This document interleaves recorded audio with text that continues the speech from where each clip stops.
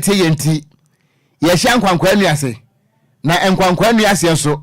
esese ye ka kire Ghana fo nyina se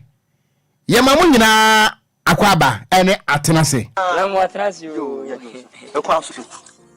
kwaso me se kwaso ana mse kwaso kwaso so kwaso e dia na do ba ha me fa fom nananu obe ma nananu buofo mbeti ya ye gu so te se me as me fa fom ade nananu se dia na do be pie ha nana dedi ka mo atenase enti de din kan no ye magana fo nyina atenase ye hye kasebo no ase ai ye hye kasebo no ase a encha ye kura ne beto dwa se emrase badwani a wote abanwa so edema NPP wo so amanyuko no ewo awutu senya east awo no a woye wosoafo a wohwe ensuomu nam eso ye maame hawa komsen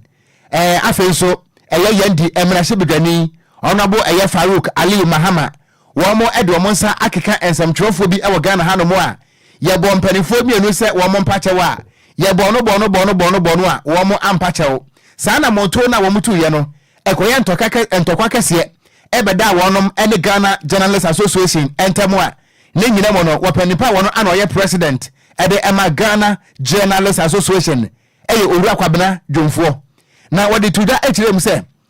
honorable eye Farouk Ali Mahama ana ye maame hawa komsen wonom ama bonten ama mekirechire de ntia wo mode wo monsa akeka Ghana semtrofo no a ene yefiti na curating tontan wo modwumadie bia wo mbedie no wo mo ene semtrofo eni twaka ewo mu a bese bosome kakra elie dwumadie bia no a emrase badwafo mienu ebedie no enya de se ensemtrofo ekoba ho edawuro na no na me na okasa yi se bi empanesi akotweko ene akotwaba ne nua ene foforo abetomu na de abetomu ene hwei a yebo mu nkomo ede ma Ghana fo nyina no ene se Ghana Journalists Association echiremu a aginasie na wo mo esiye no wonom atwe asensan wo mo echiremu a wo mo ene Ghana Independent Broadcasters Association gibafo ana ekwa asetena na adwento oto mo no ana beto dwa se eye waye bi agyaye yenkase waye bi ato aso eno nti anamo na wo mutu ye se wo mo ene emrase bedwafo mienu eni dwumadie bia e wabrabo mo no sese wo mo atwe asensan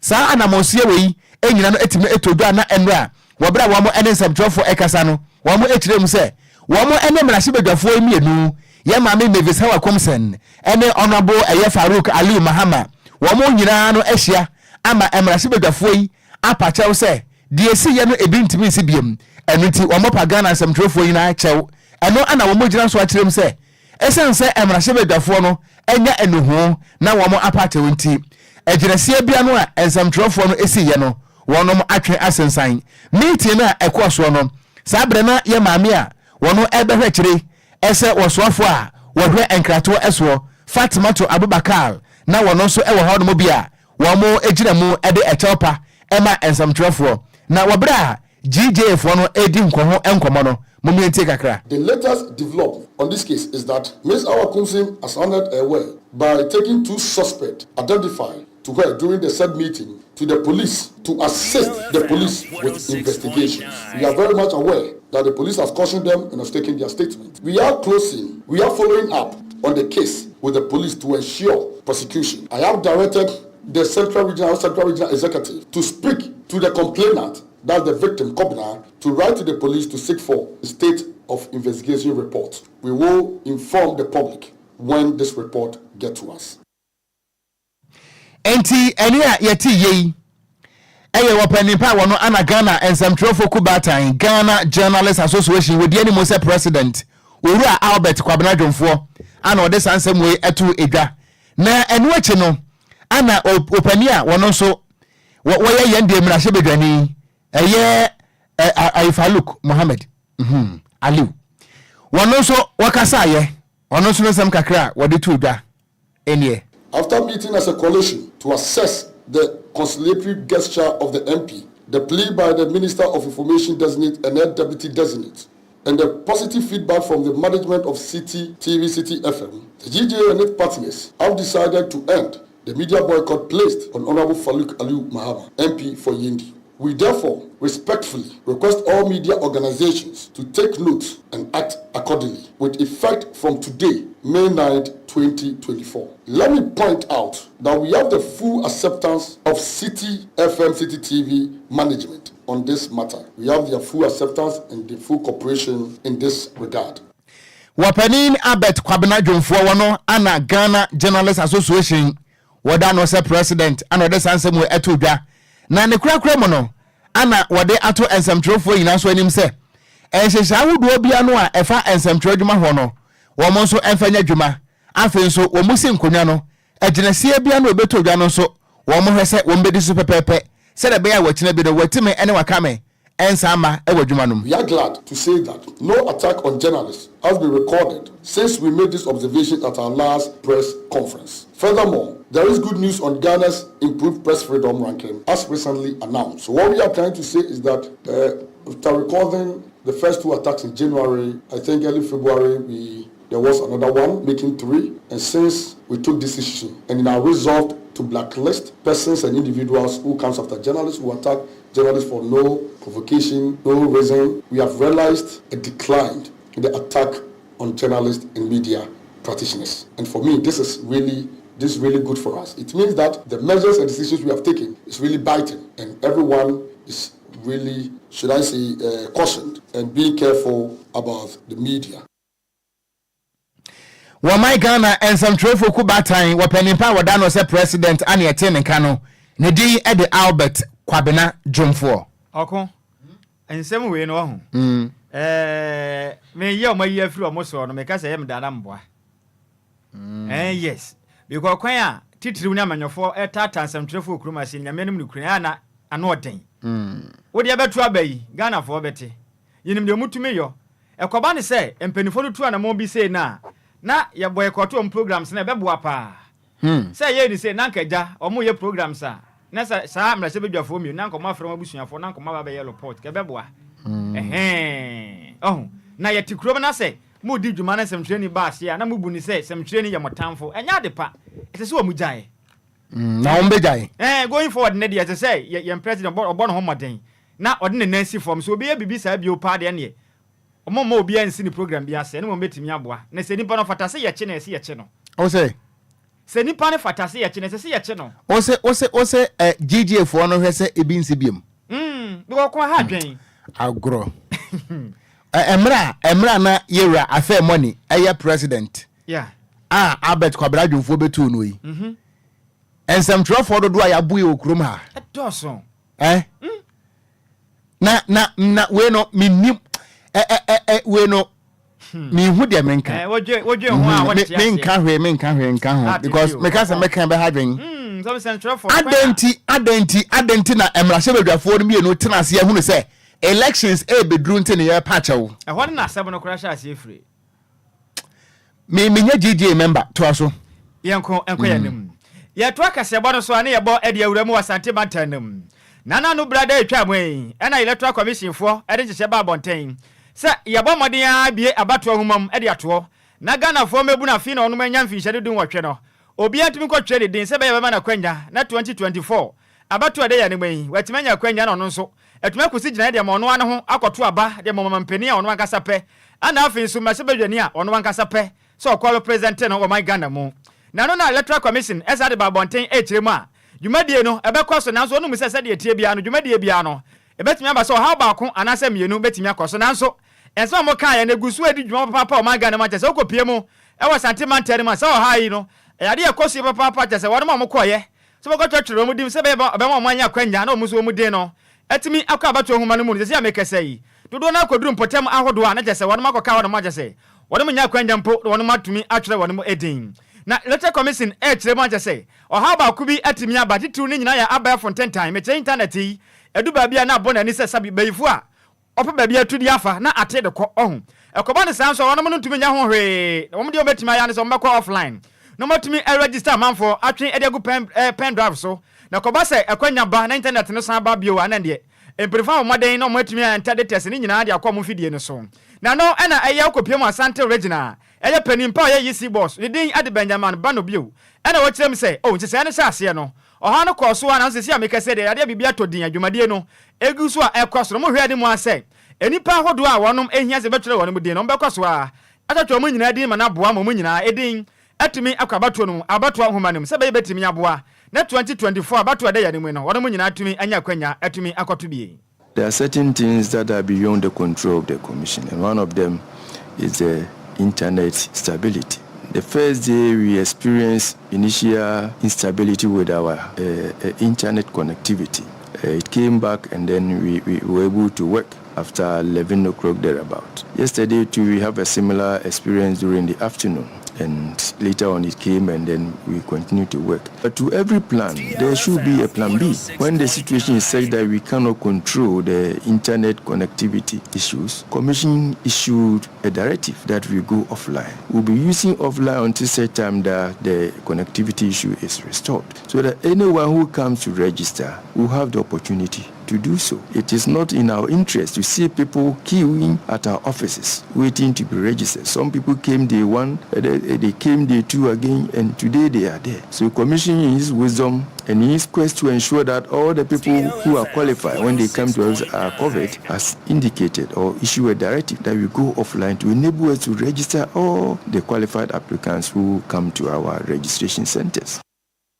TA Benjamin Banobio, or non acopium, our Shantimantema, or ya EC boss, and what he, and our son Wakasan watch them so, and when Japan, they say what it, so copium, our Yatapa district and on ma. Just a betobia, say any pama comiensa. One of Bomutrimu Posamakoya Basabasaya, our Biaya, one of my church dino. Now, watch them as any panel, what pass up for. At me at one of the announcement and Yadi Pano, or Mutumbe Piemo, our Tama, Ayatapa district, Ebabia. One of a church didn't announce on Bomutrimu Po. Some of the Basabasaya, Eban Potemonum, and a boy, a posy for, and side to me cowanum. Now, I sign H. One will be a Nipabiara about the Trimopo. So, Nedia, or the Basabasaya Babia. One of my church, dinner, dear, one ready our Babu Hopa, and a posy for, I a crowd of Sabo Bana with him. Now the Basabasaya, the Bahonamadia, was soon about power manches.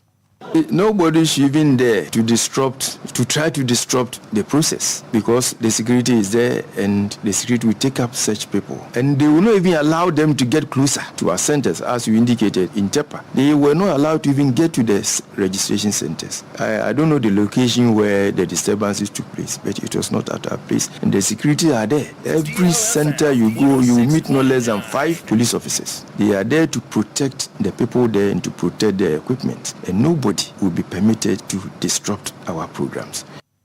And what she and Mr. Bano as I told him for him so. Says ya can say one yan and tia pa, Simon, your qua who do na at a sunny pa, Edomugua Shemu, Edomukwam Yahodwa. Yet church reading, and watch them so, and we here. Now Mukwa Park meeting, on the time you're quoting in animal say, Sanya man and Yadia Muhe animals be busy, and one home my day, answer some man for Ngu, a yakasa who doom. And for Muko Piemo Biahodwa on church reading, Ayadia, 8 years in Brano. Ni senti sani amana watete se bi kwaso nanso no se bi kwaso ya manyokoro bom kokko se mo twa mo hu fa free sa dwumadie no nya de betimi aboa na nhyehye ahodo a efa yisi dwumadie no eno nso etumi akoye de ma wonom. We do not encourage political parties that are bashing people, and I have not seen political parties doing that yet, but that is not the position of the commission for political parties to bash people. We do not encourage that, and we warn them. In fact, we told them during our meeting at the Rai Park and at Dai Park. And so the buses, you see, they are all commercial buses, and these are buses, some of them come in the groups. They board those buses and come to the centers. We have not observed or seen the political parties doing that, but when we see that, we take them on. If they are accusing us, then they have evidence, then they should report them to the police, because it's against the law. It's against the law.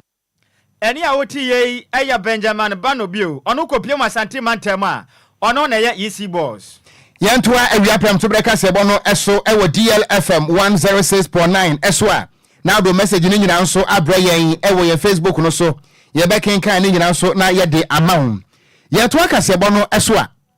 Co-chairman Edema Citizens Movement Against Corruption. Eye Edem Senenu. What they told them say.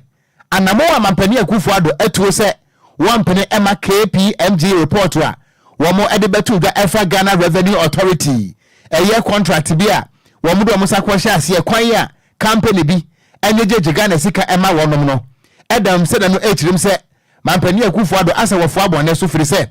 wo hwe report no wa KPMG ede baye se Ghana Revenue Authority ene SML wo mudo musakwa sha die lase se wo mu na beje Ghana sika entento wo de ama Ghana ban na enso awi echire sika twitwi die ana afa wo mo ensase no a wo tirem se eye mampani Akufo-Addo den se obema kwan amasa report no ne nyina no atimi abeto amontre eso na se mampani Akufo Addo nso etu sa na mo no a na akwa te se ne bo sha wo hye ye se obema ehunmu ani akontabuo papa transparency and accountability etima konka ne ewa memory mo no na kire se mampani Akufo Addo na wodada Ghana fo pam wo bra edem se nanu wone ensamtrofo edi nkomo no ana wo kirem se sa wo report no a eye KPMG ede ba ye no a ba bia ne hono mo a eye security threat enu nti edianti ana ye mampani Akufo Addo den se obema kwan amasa report no nyina no etimia ba beto amonte eso wo kirem se mampani Akufo Addo entimi ama no ho kwan amasa report no ama beto amonte so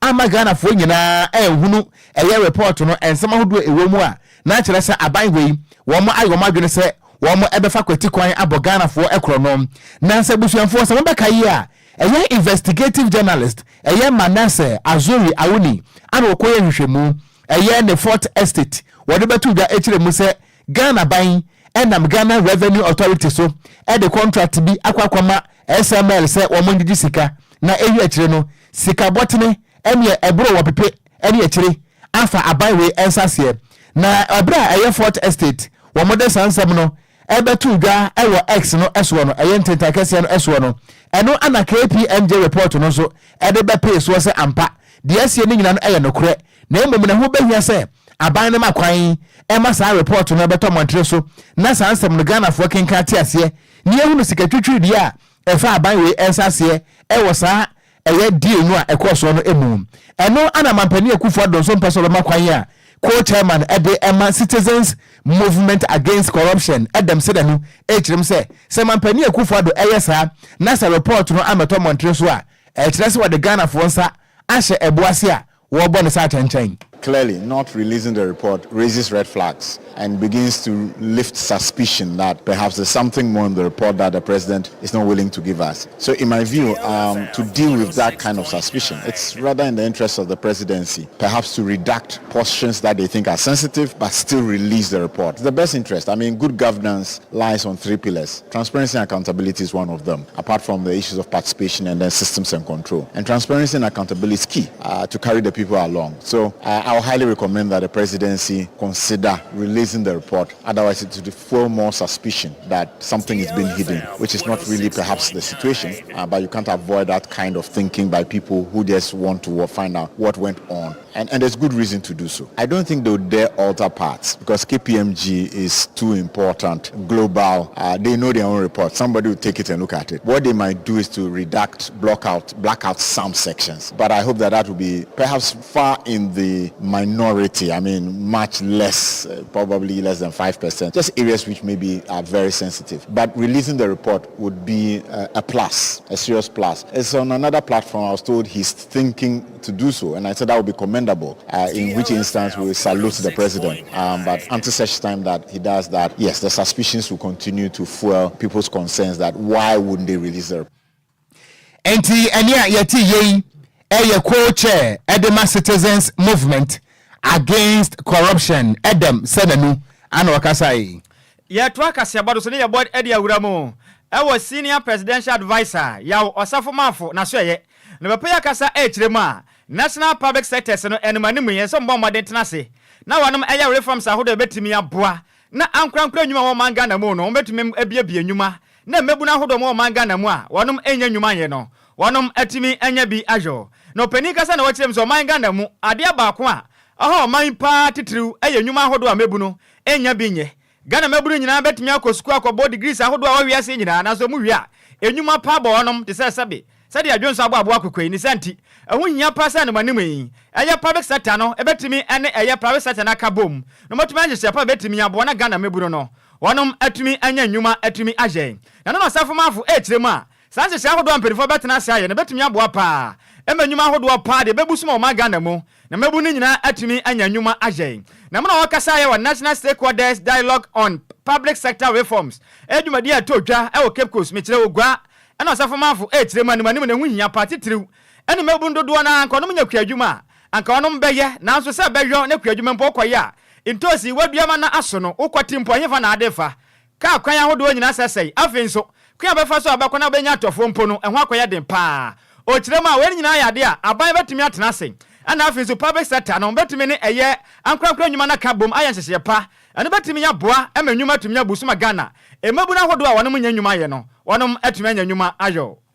The public sector should look at new ways of providing service to the citizens and the private sector so that there will be growth in the private sector to create employment for this country. I see unemployment as the number one problem of Ghana, and therefore the service must be moving in the direction of creating employment. And employment cannot be created through expansion of the civil and the public sector. Can you double the intake from the various ministries? If you do, how would you pay them? But we can have a situation where people come in with new technology, establish certain industries, establish certain agricultural ventures to create employment. I think that the Minister of Agriculture should narrow itself to policy. The Minister of Agriculture knows, and we all know, that we have a lot of good arable land in this country. Ghana has a lot of arable land. We have good rainfall pattern, and where we don't have it, we can even irrigate. So how do we attract young men and women into farming? By creating a market for them, by making it look lucrative and easy. That's how I see it. These are some of the things I talk, thinking outside the box. When you say people should go and look for job from where? They should look for a job that comes out of our land and the land we have. So why don't we make it easy for people to go into agriculture? If we create a market for them, they don't have to be looking. Any awuti ye presidential advisor. Yaw osafo mafo na uba Facebook no so DLFM 106.9. Emna dwumade de kwaso na hu videos ahodo ne nyina no. Eda Facebook no so awoba ubetimi enya bi na wahwe ede amai na say osafo mafo pasere na ni asi bi abre na space bi ehye na nimo no. Wadwa o papa yi. Na ni abre page so obo na adwene ho pa. Na no achi na head of civil service Dr. Evans Agridakon ono so kiremu a Fort Estate abaye yo mabomode papa adwuma no atimi akoye papa na ohwe adwuma aban ne bo a ehu hia pa aban ne bo adwuma den papa na ne nyina chi no ono mu hia se ne manim yi o matumi ama o na ebo omoto na adwuma no matumi abia bia di aka se beboa na omban Ghana enwuma na atumi abuso ma ye nyina no eni atumi age. If we want to assign a specific activity for an entity, let's make sure that it is that entity that is undertaking that assignment. Not that same entities are doing the same things, and of course, cost becomes more, there's competition and all those things. It will be difficult for us to actually deliver the efficient, effective public service that we want to do. Eni awuti ye ne den ade Dr. Evans Agridakon no na ye civil service. Oh, you head of civil service Edema or my Ghana. Na eno achi eno penia. Ne den ade nana ato ata. Ono ya head of local government service. Eno so chirema ehu nya pass ene manime no. Ye betumi aka yantuma ede abom. Sadio ye wasafo mafudi kan ye no. Na ankwankura nnwuma ene aban nnwuma ne nyina no betena sa hyehye pa. Na ne betumi abo ma Ghana nnwuma no etumi abusu pa. We've made tremendous progress under the fork of it than any of the republic that we've had. I mean, check the number of people, the women who have gone to school. We have more women educated today than ever before in the history of this country. Look at access to water. Look at access to roads. Even though we still have problems, it doesn't mean we have not made progress. What we are saying is that we deserve better. That is what it is, that we are institutionalizing reforms. And for me, that is an admission that there's something good can always be done. Any awuti ye head of the local government service, Nana Ato Ata. Yantu akase bono so na yanko yanimu a ye beje won so message ni nyina e wo Facebook no eso DLFM 106.9 ye to aso na yakọ yanim ye to aso a asante abakwasem no de enchirima ye beto ye ene se wo konfo bi eba asante memu a na wo free awukugwa na ne din ede okonfo anoche na amanebodi chirem se wo bra asante ebo odwatete memu no wokwamoi ema sekeja kufi efresoro baye a sabre wohina na wote abalwa so tumfo se tutu ebeto ne nanso se twatum na ebepem ne akoya adekase enegide ade a asom asantemabo a me no kase so duru asantificasie mu a metre manhia ahemfie no sekeja kufi no ewo hono a kirese anya asam ketua saa kunyan edintintiman ewo asante abakosem mu a enkrata bia no a efa asante abakwasem ho no saa sikaja kofeni din apie mu bie na ye nyina so yenim se afiapem ahankuro aduokuno enkuno 1999 ana asante eya amamre ani amane ede wopani asabre woti abanwa so esa asante hene wotumfo wo se tutu abebie otumfo otoso mienu yede no esi abanwa so na yede ne tira saa kunya no eso no nyame eya adumo afi wobedi ni finhia mako aduonu edum de oboni eka ne say silver jubilee no we bedi na no anamanebo abeto da echirem say sikadwa kofi ayaka ho asem aka enchiri ma ye hu da no ebre we no ye beyi ato abonten nyame ya aduma kwasi da ebayi ama ewiase wo biwe tima ba behwe se be ya da achi bia no sa otisi ye ka sikadwa kofi no a won so betima ka say oh meko Ghana no ana se meko asantemem no nempo meko manhia fikesie mu no sikadwa kofi no ayaka ho asem aka no menso makwa akohunu bi ne nyina no ayenhyehyɛ ahodo a ɛyɛ asanteman ɛde egu akwa mu sɛ wotumfo wo sɛ tutu abebio ne mfinhyia makomako aduonu enum 25 years awodie ɛwɔ sikakɔkɔ ɛso no wɔn ɛde hyɛ animonyam na wɔn akyire mu a wɔn ate committee baasomga a wɔn mehwe amasa 25th anniversary no ne die no atimako so kama ɛno nti wɔn akyire mu a yɛ wɔnyama ahodo bi wɔn mu a wɔn de tabo bɛto so a saada no a wɔpem so wodi mfinhyia aduonu enum no bi te sɛ tricycle wabobo ya wɔn mpene ɛma ne nyadwuma sadan so ana pragea wɔn mpene ɛma ne nyadwuma ɛwɔ kumase ɛne ɛmiami ahodo bi sadan so ana yɛ wakwan ahodo bi wɔ hɔ mo a yɛ bɛ block yɛ makwan ɛma cars ɛmfa so firi sɛ yɛ wɔ ɛtitiriw ne ani ntiri a dwumadie yi mu no wɔn de animonyam bɛba bɛpie mu ɛwase ebie na dwumadie na sɛ ne sɛ bempani sɛ wo di a ana ebo nti yɛ hwɛ ne mo sɛ yɛwura ɛyɛ mampani akufo ado wɔne na bɛdi akyire Dr. Alhaji Mahmoud Baumia mampani enna bedi akire eno no wo modi animonyam ba bepie mu ewe dwumadie na se a wo modi animonyam ebeba beta akire sada nso ana enkofo a ene mpanifo a muso efiri amanane ebi eye prime minister ede ema Trinidad and Tobago oba bepie mu ewe Kumasi menhia na wono so aba behwebi sada nso ana foreign minister ema Morocco wono so beba ana mpanifo a eye Ivory Coast man no wo mo esi mampani anamu ewo mampani na tena ye ewo Ivory Coast so wo mo so ye hwene mu se dwumadie no wo mo ade animonyam beba na wo mo so abeta akire ebie na dwaben man hene eye nana otuo serebo a otoso miedu wo ye committee chairman wo bra woni ensemtwofo edi nkomo no ana wo kyerɛkyerɛ nhyia hodo a wodi begu akwa mu na mmom die tia ne se sikadwa kofi no ye beyi ade ato abonten ama Ghana fo nyinaa moaba ababehwebi wobra wo hene ekasa ne munsem nie na ansa gapon baba no sabe ebe prepare ho adie ho ne bio ndi memenda ayabai da pa no ho sie na prapra ye kuma se bonten so na mfikyire na ye nyina ba bia be enti eni ayati yei aye enhyehya hodo a empenfo edi begu akwa mu na enu akiro anana na wotu esrebo esa kan ho biem na wo kyerɛ sɛ enhyehya hodo a wo mudi agu akwa mu no ebe nso eye kyerɛ sɛ kansa hodo a ebedi atrantwie emfa so bia ni so a ebetime ede wo hawo nyina ba no so no eye ade ampanifo ekyerɛkyerɛ mu ne nyina nso eye nhyehyɛ ene amamra ne amane ne bia na munti e hono mo nso nsɛm alaba eba tia ofridi chem so te ho eba ne pie ho atum wa wo bo no bie no odaroma no apɛ bepu for dia fa ye be ne enuanum a omka pradia ne abobo ya no kasa sɛ modarom sa ko sɛ ndie abobo ya ne pradia ne ndie munyi free hakra enti abobo ya ene pragia kuma se muntu mo hofo pa efri se ense na ekwa yie paasen kwa wo mfram na otumfo de escalade eba na mo de pragia etwintwa nanem de wa mo kyerɛ ewo kumase ho enti we no nyina no nhyehyɛ ahodo na ɛno na wo hene sa kyerɛ mu sɛ saada no wotumfo wo se tutu abebio ɛde enema ahodo bɛkyerɛ ye wo entoma ne bi wo hono mo asantema mu ye mfrada ananse ye nananom ne fraye egu asante museum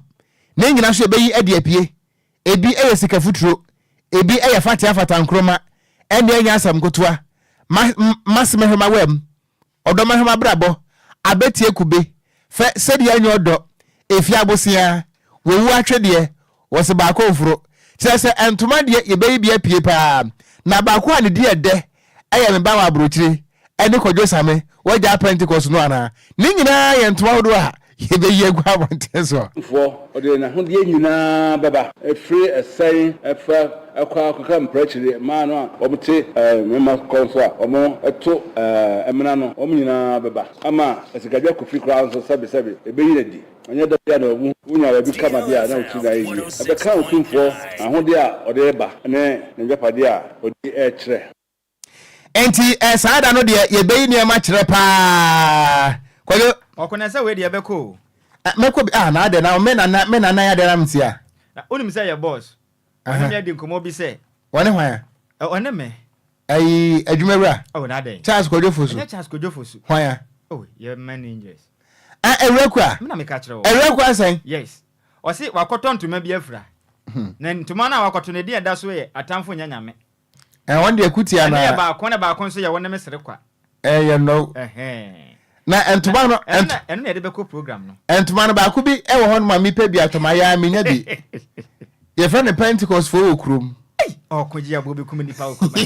ya le biza wontina owuraku akoto santoma no atamfo nyanya me no me na me ka kire wo minim ba ye beko bi o sa na dwuma de ti se de okonya nkwade ansa be hadwen ne tiampo ye dan ye beko otumfo nya 25 years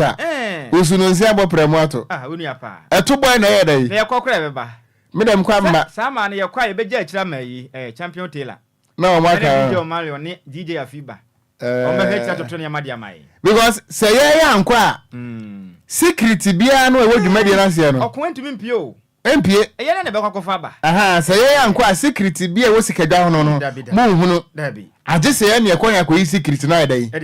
de apie nto an kan no kra me you secret na ayu ne wo secret wa me ka chan e de secret me ka chan ta ma ka kire me se oya man se adwuma wa ide nti one ne ile ni ja ye ni se ono okwa anadwo nti bi wo ha e wo man no abafiri nti obai na be ma foforo ne ile no eda catch you ma mo me ko sia we de Okogyeabour bia enim yatoa kasebo no so na Ghana National Association of Authors and Publishers ye twanitia ekan se GNAAP no ma womaden afra ensentwefo nhyiamu e de ato ensentwefo anim ana afin so abatan ene Ghana de hye nyina nem se muntie bi pa no ma na yetim de sia no ene maboa ye den no maboa kwasoro pa nti wonom so wonom de mboden bo moboa ne se mtwetwere nwoma e ma Ghana adisuafo nyina nya bi kenkan no emredu se yankopon ya adoma ebobosu medi anim yi meche September bosom no wo ma beto abonum se be ye betimi aboa na wonju medi amudie no omutumatuma nya sika e de aba wonom ho bra na president eya Mr John Akwasi Amponsa ana wotem de sia ye kase yankopon ya adoma ebobosu medi anim nya yanwoma no ne bo ba be kosoro enti Ghana fo yemom konkonko na obia entimente na ona ne ho so se be ye betimi aboa na akwagina bookshop so kwakoto booka woni de oto book no ankonya ntokwa bia na wo kirema eye kagifo amafra no wonom ngoma omusua no ne bo no ebe free 50 cedis akopim 60 Ghana cedis afin so primary school level no so no ngoma omusua o school mo no ne bo no be free 60 Ghana cedis akopim 80 Ghana cedis afin so junior high school so no ngoma hodo no musua no so ebe free 80 Ghana cedis e de akopim 180 Ghana cedis enti awofo nyina na hono mo so na nsam we ne ya de ase de tie bia no ebe bo so me de ya ne mo no sabe pepe e na beko o man Ghana mu mini anomo a motwere enwoma e man kwada kenkan e wo sukuu dem ye ma menom ne ye papa no mo a mo bie sukuu na mo ne ye digwa wo akwanuasa so eto ye nwoma e de tere ade e wo sukuu mu ene se ye sia wo ha na ye ni media fo esia de ye ka tere mu nyina ne se emprempre ya ye ka sei ya ye ton na ye kire edin kan ye kire etintim enwoma wo oman mu nyina no emra ya sese a eboa se enyi ye mfri oyone ni amane a se ya antwe ya ebeto ye ewo ye adwuma mu no eni se efri na ekroi wona eto enwoma wo ye hono nti ase se ya toto buku bu eni a woti ye eye president e de ma nkabom ku a wonom etwetwere nwoma tentem nwoma wo my Ghana mu ne den ade John Akwasi Amponsa eno achi ene wasa kire mso de enti anam so matoto nwoma ne buonum nyina ne se enwoma ahodo ne nyina mutintim o Ghana ha mo de kwa mo no ne na mo koye ne kama pa na mo de aba na ne mo no de ne ya fefefe na nso esi amekase o mo de ba aban no at the VAT 27.5% de atoso eno ama mudwumade o mu die ne sika bia o munya wo mu no ya kitikiti mampore a wonom se da nyamfa so bia nti ena ma wonom atoto ebuonum no yɛne a yɛtwerɛ book no mubɛhunu no na book no yɛ fɛfɛɛfɛ kama ɛne mmerɛm ɛnam sɛ yɛyɛ book no wɔ Ghana yɛkɔ printing amanɔne nti no sɛ yɛde Ghana book to hɔ ne yɛde UK book to hɔ a wonhunu nsonsonoeɛ a ɛwɔ yɛn no deɛ ɛyɛ kwan a yɛfa so apɛgya yɛ adwuma mu na ne broni kwasi broni standard ɛduru pɛ na aboa ɛgibu value to obi a ɔtɔ book every Ghana for nanso emfie pii ni sɛdeɛ yɛne aban di dwa no asesa seesei aban se wɔde 27.5% ba ɛɛto sɛ yɛfa pɔ yie kɔyi yɛ book na bɛfie abɛtɔn a na nkadwadefoɔ deɛ nkadeɛ wɔseɛ yɛ a ne sɛ sɛ aban de 27.5 to yɛ nneɛma mu deɛ a yɛsoɛ the same amount anaa yɛbɛkyɛ mmiɛnsa ɛde ato book buom Uti president at the Ghana National Association of Authors and Publishers. The day at the Mr. John Akwesi Amponsa. And what the dear Cassia Bofata and Hosan Yanko Ghana Montene. Near Missa Desham to book ni beside Amo and some way Mate. Na Martin Swa, sign a muchemu ever. For the book business, in fact, is not moving on. The price increment is affecting the business. Last year, Akula, for example, was 120 cedis. So going to middle of this year, early of this year, January, 150. Last week, it has moved to 200 cedis. Any I would hear Ghana this year, one Etonton woman, and I would take one a. And what she and your bisa wofo and Aviso as a cool for Mafra, send a mono mate, send woman born about a costro. Namosodia Namo Eka, Namodis, among some say, Yaditra, dear Cassiabo. Sometimes when I come to the market to buy, at first I used to buy 2 CDs. Now when I came, it's 3 CDs. So they've increased the price of the books. I'm buying. Didn't make us say,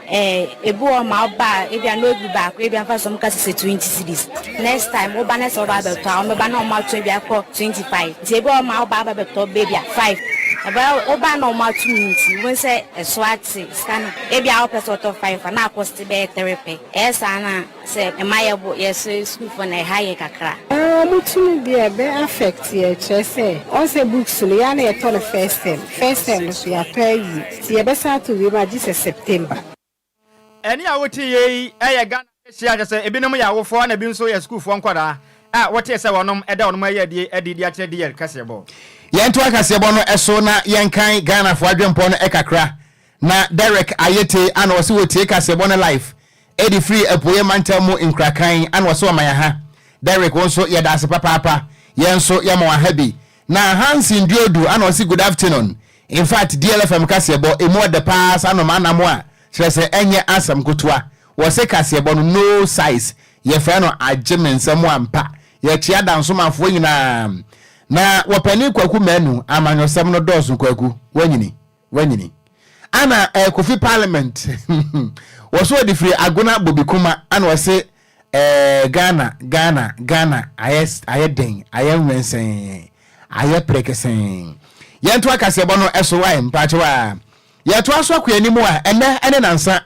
ana yede somo ewo yenkasebo ahodo mu ese se wukodru woti mantamu a eye river woti no eso subonto a edaso a ede akwantufo akọ na ede wo eba no etimi atochema etimi asanti ama ahyenka ene akobadie aye bisibasa sa bra na kire se apasenyafo wonom aye stranded ewo montreso a ne nyina mu na enye asam kotoa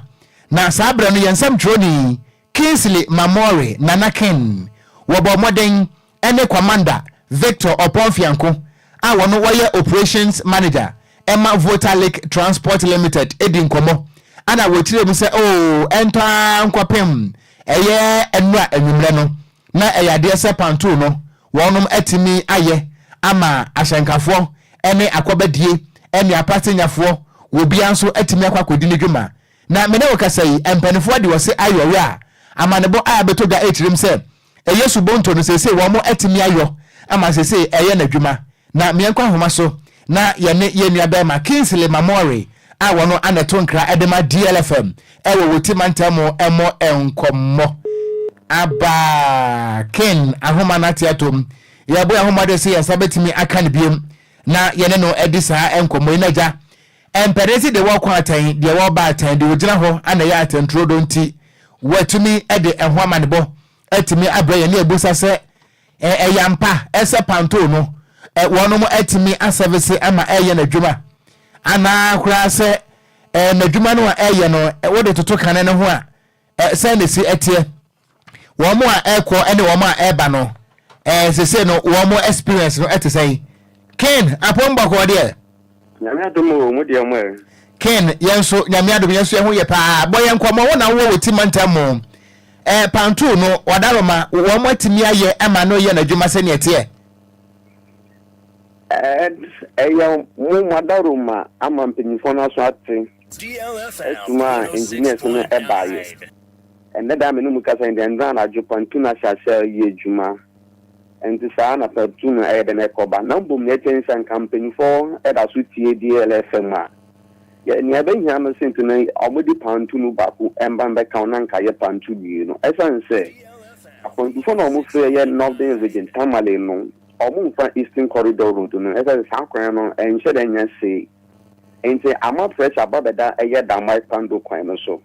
esan ka pantu no ye ni na bako wo the other side no na bako da mai na nka tinya gba bako ko ye pantu bako no eya na obrenu ni pressure na eda pantu no so nte enche na pantu no na emu agugu eno so ena dia nka be mpanyifo no so dia na nka edimanimu ya sadia mrebi omo abehye no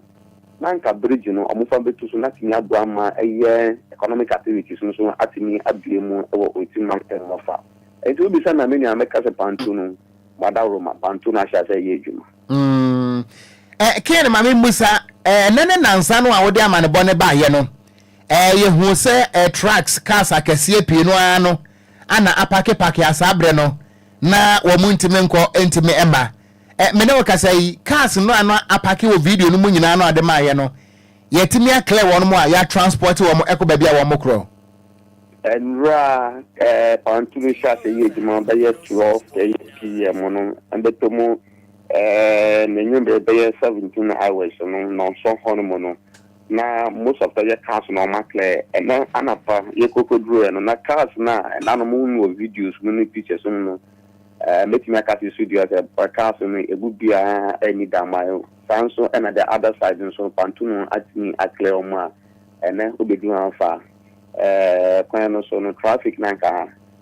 nani nansa abo ewada makule mafano traffic na ekosese Ken, in fact, why you juma yada se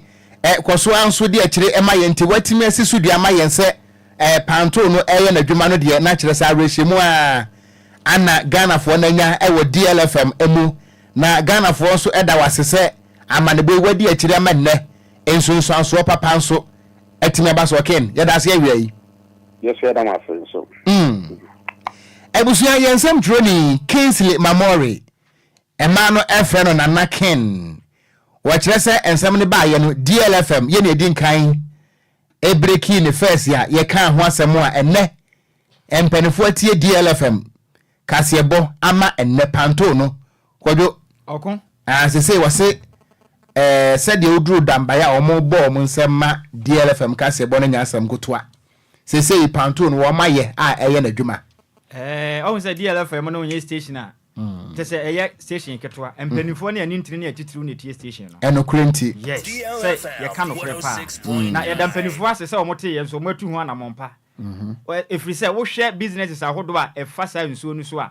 na ekoba ne sa na ha adwen nti aba ne se na de hye ho no mo no so anya hwe kura na nyam kakra beba wo mo because obi wo no na akofiri ne mampo ena odi twa pantu na akọ na se ekoba ne se ne ye da ne ka aye nsempi nti de yame ase se mpanifo na tie na sopa no matu hu anamon ye de mpanifo na se so matumi aye ne sa de amaye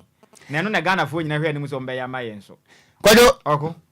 ade a ye mpanifo no aye wo motie kasebo yi aye amaye no nti ama Ghana fo hunu se DLFM kasebo nya gro na ye die no se de ye kan nyina ya dance di o sa na tie enti kodamena yenko eye mopa asodem sao mopa bishop osebo nsu ho no na minia dance yenhye nyame animonyam amenya se azaru azaya mama wa mama eni wa aje se menya aje yenko dia dance emra yenko mla sisia me ba Okogyeabour Ocran Nhyiraba me ba be ma wonya adwuma na mde mo panya me dia dance wa na afedi e mehuna sa afedi a wo njuli chasiri mo penya bia ebi na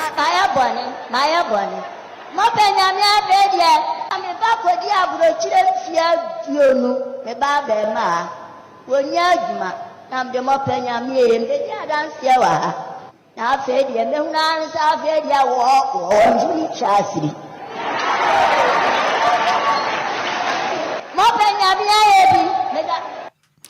Enti Kwadwo mopa nyamia ye bi we di yere nyamia ye bi that's right we di yere nyamia ye bi enti ebusia kase won egusu akenkan e di amamo na apakan GH atnas latest from the world of sports yabasisi a DL News.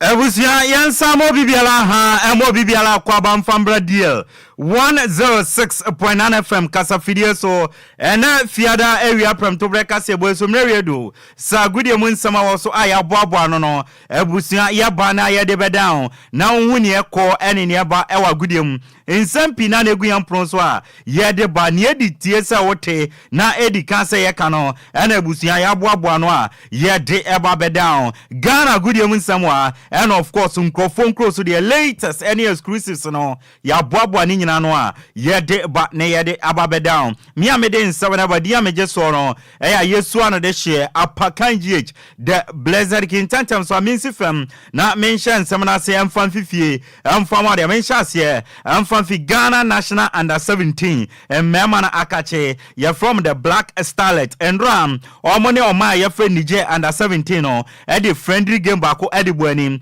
omo prepare na wafu zombie under 17 cup of nation ebe koso Ghana no omo de akwakwa hye so na game no ekwawie no na Ghana achi Niger abo meka poli mienu a omo entimi ante abrante e friend Benjamin Hansen and Joseph Nabi and e she 2 goals no edema Ghana under 17 na yere won some area to anim na under 17 African Cup of Nation wafu zombie no in the Ghana yen schedules no any date any time a yere bebo yen games no abawe toja Ghana yen match day 1 no yere Côte d'Ivoire ene bebo ebekosi wo University of Ghana Sports Stadium ewo Legon Ukuada 15th May 2024 ebo enyumre no na ena sa game no ebekoso ena yen match day 2 game no yene Beni ene de bebo ni ewo University of Ghana Sports Stadium wa ewo Legon eno eye Tuesday on the 21st day of May 2024 eno so 4 p.m. ena sa game no ebekoso a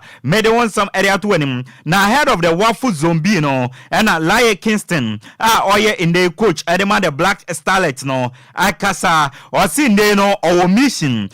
na owo NSM obe build one of the most formidable youth teams in Africa intinde ni dwumadi a odi nyina no ne mpompon so enebo tiny nyina ne sem opeso build the most formidable youth team in Africa na otwanen samso no ena Laye Kingston achima osi ne mrantie no omaye ready omaye prepared for the wafu zombie championship eba so no kwambia so no enyama nyina edida na kwama omo be kono wakote Ghana fo enim we enen sama Laye Kingston edi atudwa yedi ama ewo dwumadi so na ye fi Ghana national under 17 akachi dia yenremu ewo the senior women's national team the Black Queens of Ghana akachi na report kamensa eni sende no Black Queens for no secure international women's friendly game bia omo ne Japan ema national team no ena edi kwakobani ewo Kanazawa ewo Gogo Carry Stadium ewo Tokyo na sa international friendly game we no ebekoso July 13 2024 inti nyame admo July 13 2024 ewo Tokyo no Black Queens eko na omane Japan emano akwakobo friendly game maka wonsam edi acheo mempiemu ewo Ghana mrantia esi akan ewo nkofon kroso na memform won latest news no emfam audio wo England England no ukopiem a obobo kwa ye friend AFC Bournemouth akachia Ghana yan striker ye friend Antoine Semenyo and then bobo kwa ye friend Bournemouth omo ye omo nominations player of the season no and then Yamin Chadie Antoine Semenyo ono so enya nomination according to Bournemouth no players are 2023-2024 season omo bom omo de no abrante ye friend Antoine Semenyo and so omo yinidim Eddie Akaobi now this season so Ocean start now we bought 34 games in all competition 34 games now abono we share 8 goals and we 2 assists and we contribute to 10 goals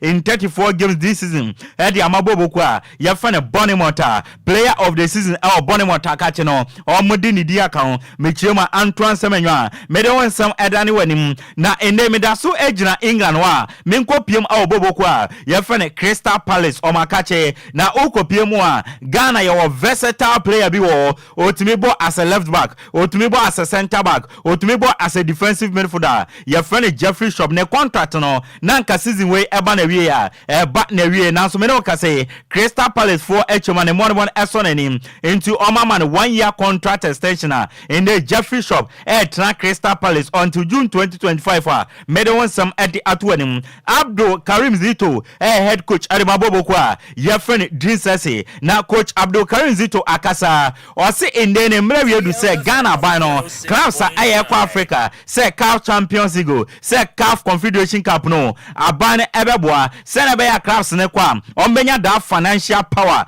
that financial muscles no normal kobo omomodin so sisa aban no amwa clubs na ekwa Africa na omukwa omuntumi enko bebia we ene nsema coach Abdul Karim Zito ede atudwa ya de amon Samuel Bodu head coach Ademabobo kwa ye friend Brekum Chelsea na nsen na bobo kwa ye friend Heart of Oak ekwache no ewo no ani fie ewo Brekum ebo ne kapole miensa wentumi ante ewo Ghana Premier League o se nyame adoma Brekum Chelsea o next game o mo bebo no o mo ne Kumasi Asante Kotoko ena ede boanim o se sa game ne kwambia so o mbe kom atwibodu a wo wiem atwimeko ade aye Kotoko se na be o mbenya sankunimdie no na o mo de apata Brekum Chelsea supporters no we ene nsema Samuel Boadu Brekum Chelsea head coach ade atudwa ye de amam yenkopiem Kwando Heart of Lions akache enyawa enkoye emfamom o mo da relegation zone Ghana Premier League 17th position and omoda and omo 32 point eno ena Eric Eli Adi